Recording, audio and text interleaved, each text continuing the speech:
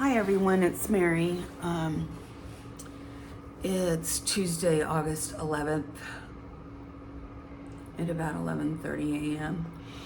I wanted to hop on here because I just recently done a video on the aftermath of a scam. And I'm a little disappointed about the outcome of it or the views of it, but that's okay. I'm not sure if I hit some nerves or people are just not interested, which is sad. Especially when there's millions of people that have been scammed and nobody talks about this topic.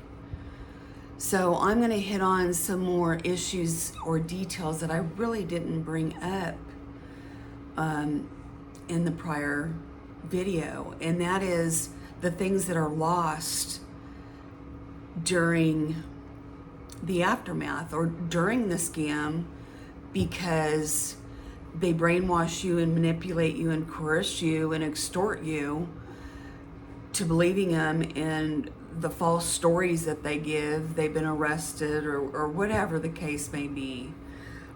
Health issues, I mean, you name it, it's there. Some different ones, but I had some threatening ones, so it seemed urgent, and that's what they do.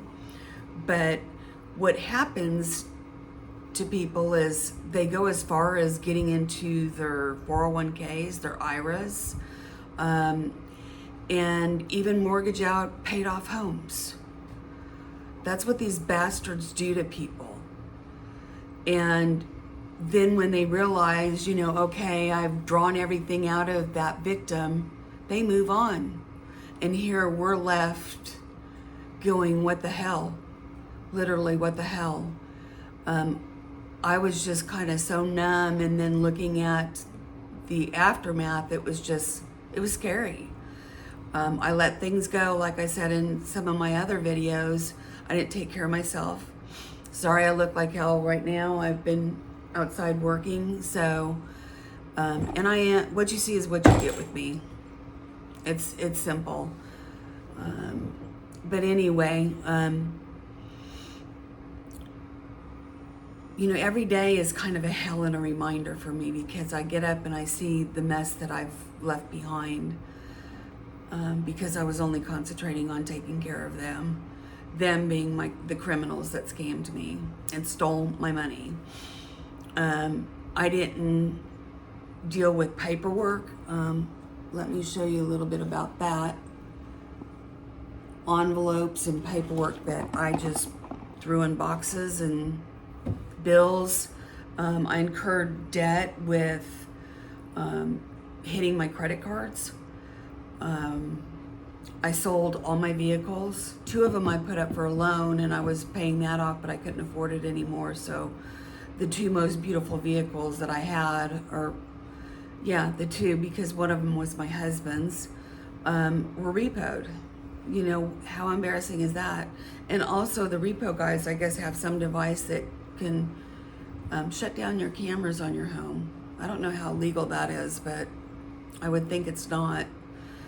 But I wouldn't have stopped them. I can't, I know I wasn't paying on the loan.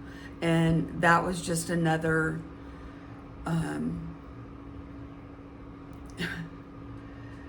just gut-wrenching ordeal. I sold tractors, I sold guns, I sold a lot of stuff. I sold basically the majority of my tangible assets.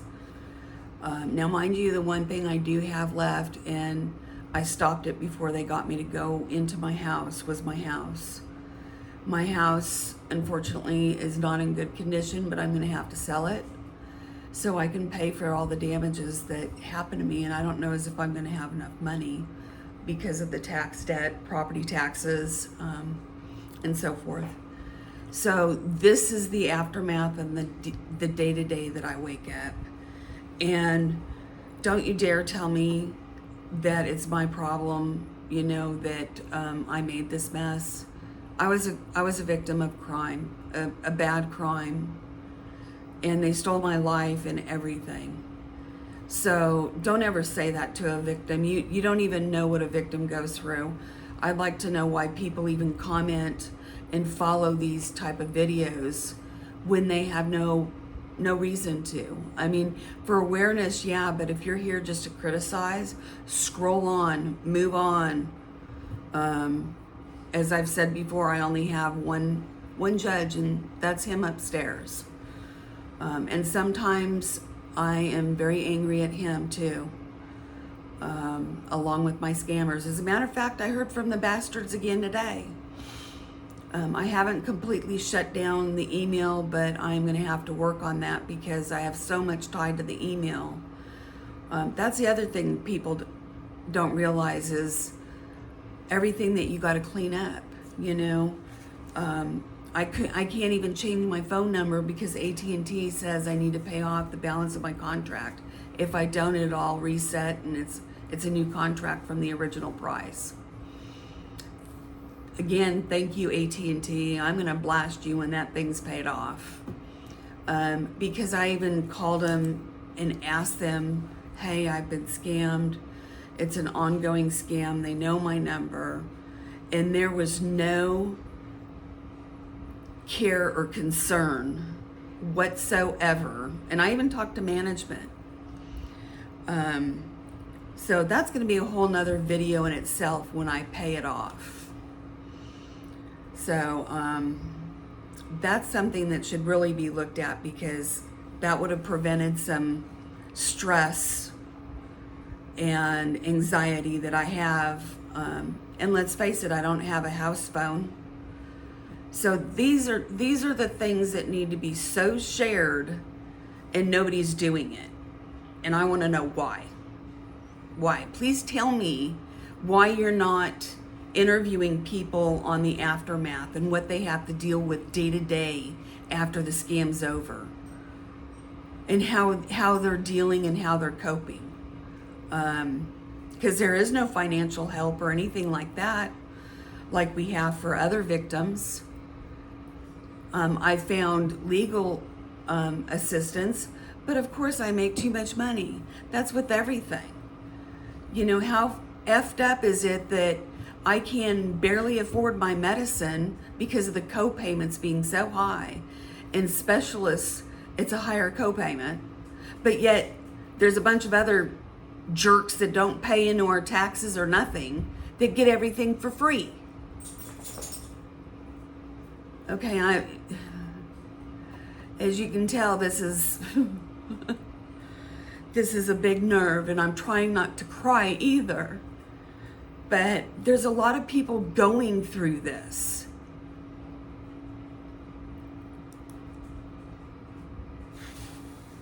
A lot of people. And I'm doing a lot of things by trying to research, get help with resources, support groups. I'm in therapy. Therapy helps, but not for the majority of the aftermath. Therapy helps with the mind, you know, damage and trauma. But what about the financial? That just adds to the mind trauma.